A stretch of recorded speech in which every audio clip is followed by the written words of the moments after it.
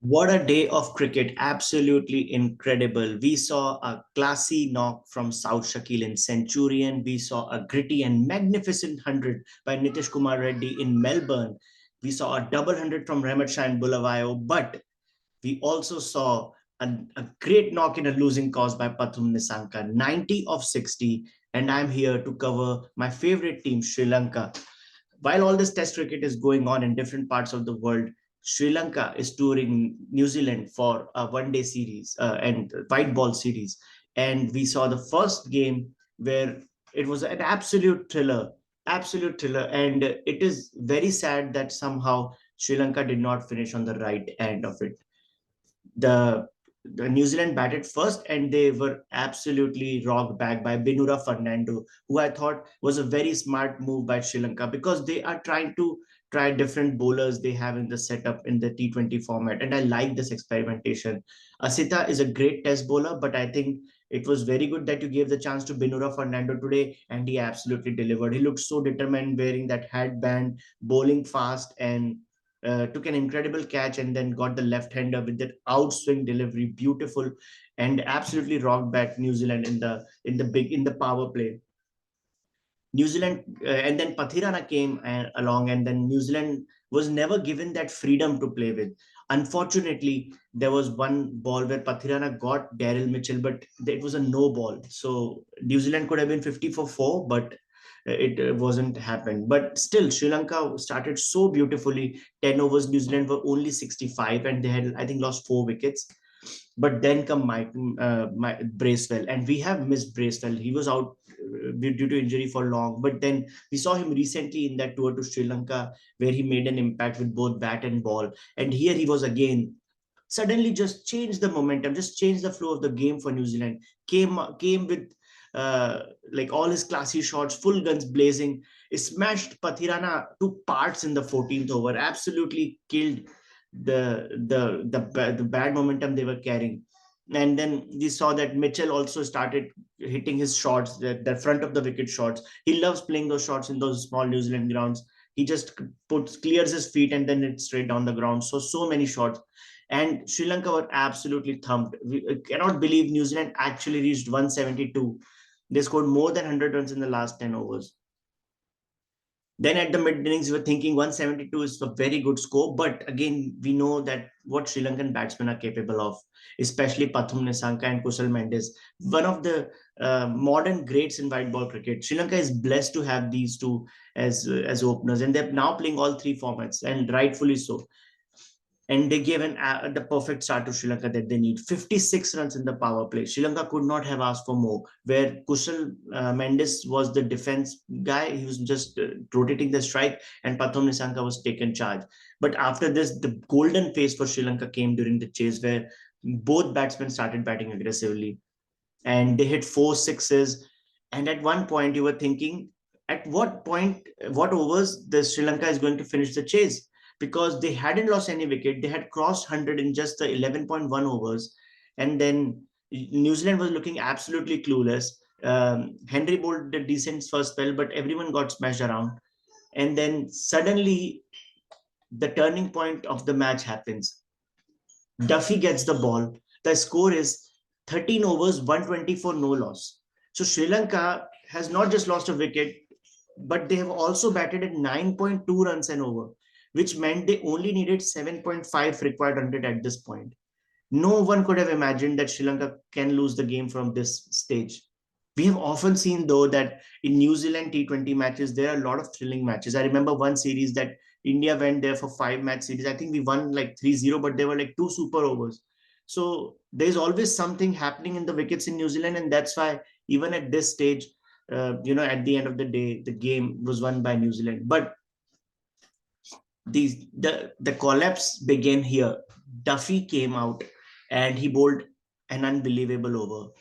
But I think this is where Sri Lankan started panicking, because even after this over, where he took 3 wickets, Sri Lanka should have won this game because they were still very much ahead in the game. But unfortunately, after this, the whole New Zealand team spirit were lifted and they came back strong. Even Matt Henry bowled beautifully. But let me walk you through the 14th over again. In this over, there were just a single and 3 wickets lost. On the third delivery, Duffy gets Kusal Mendes, right? And then Kusal Pereira comes in and he plays. And again, all the three catches were taken by the wicketkeeper. It's so funny. Kusal Mendes edges. Pereira plays a very bad shot. He just kite the ball. And then, to everyone's surprise, Kamindu Mendes, the most responsible Kamindu Mendes, gets his first golden duck of his career, unfortunately. And at that stage, I was actually thinking when two quick wickets fell, Asalanka recently has done really well handling the pressure. I thought maybe Asalanka will come, but Kamindu Mendes came and unfortunately he was out first ball. So this is where suddenly the New Zealand comes back, because after just one over, the equation becomes completely same. 8.6 current run rate, 8.6 required run rate, and you have lost 3 wickets now. You have 7 wickets to go. So last 6 overs, then Sri Lanka needed 52 from here. And then now Michael Bracewell comes and bowls a very quiet over. Very smartly he comes in and he bowls. He gives 5 singles and a double. So he bowls an over with 7 runs. But then again, at this stage, you think like, okay, Sri Lanka is again like rebuilding, and 9 runs in over in modern cricket in the last 3 or 4 overs, it's still doable. Duffy comes back for another over. This is goes for 5 runs. So now the equation is last 4 overs left, and Sri Lanka needed 40. 10 runs in over, but they have so much batting left. They have Asanka left. They have Rajapaksa, who's a T20 legend. We have Hasaranga. So many players left. And then Sri Lanka actually has a good over. Then Michael Bracewell got smashed by 6 for Nissanka, because Nissanka is on song at this point. He's seeing the ball like a football. He's 89 or 57 at the end of this over. So last 3 overs, the equation actually becomes 3 overs 29. And you still have 7 wickets in hand. At this stage, again, I was sure that Sri Lanka is going to pull this off, but not so. And then Zachary Fox, he bowls and he gets Asalanka out. Asalanka unfortunately could not contribute. He gets out 3 for 7. The smart captain gets out, but then Rajapaksa comes and shows some hope. He hits 2 boundaries at the end of the over, brings the total to 20 in the last 2 overs. At this point, with 6 wickets in hand and 20 runs needed in 2 overs, Sri Lanka was still favourites.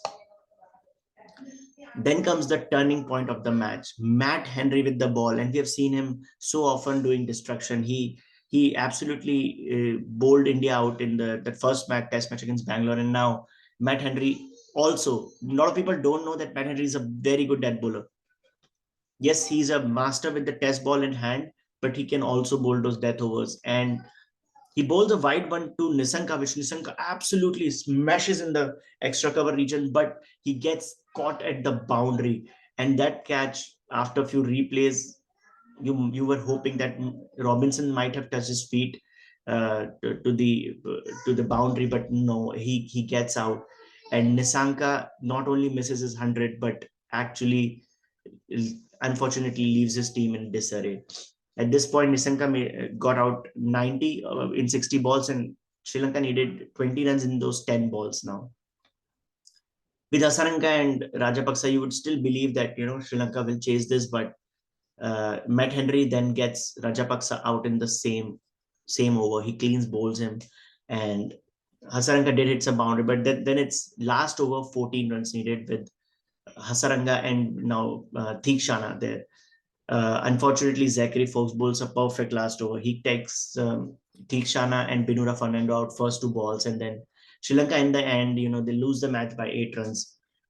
I'm sure Sanat Jayasuriya will be very disappointed, because there were so many moments where you were still thinking that, oh no, Sri Lanka will still eventually reach there. But unfortunately, that over from Duffy where he picks 3 wickets, and then a classy ball over by Matt Henry and Zachary Fox does the job for New Zealand, literally saves the new captain Mitchell Sander's ass. Like, he was under the pump. New Zealand was under the pump like in the at least 70 or 80% of the match, but somehow they still pulls it off. But what a treat, absolute thriller for the fans. And we are seeing thriller all across the globe right now. Pakistan is still fighting against South Africa and Centurion. We are seeing Afghanistan created a record. Like, in the last 5 years, there has been no day in Test cricket without a wicket lost. And Rahmat Shah and Shahidi has done that. And then we are seeing a fight back from India in Melbourne. So continue to follow Cricket Caviar, guys, if you want to catch the exciting updates from world cricket. And I'm hoping my Sri Lankan fans will like this video, and Sri Lanka will come back very hard in the second T20I. We're hoping this will be an exciting series. So thank you guys. Please like and subscribe.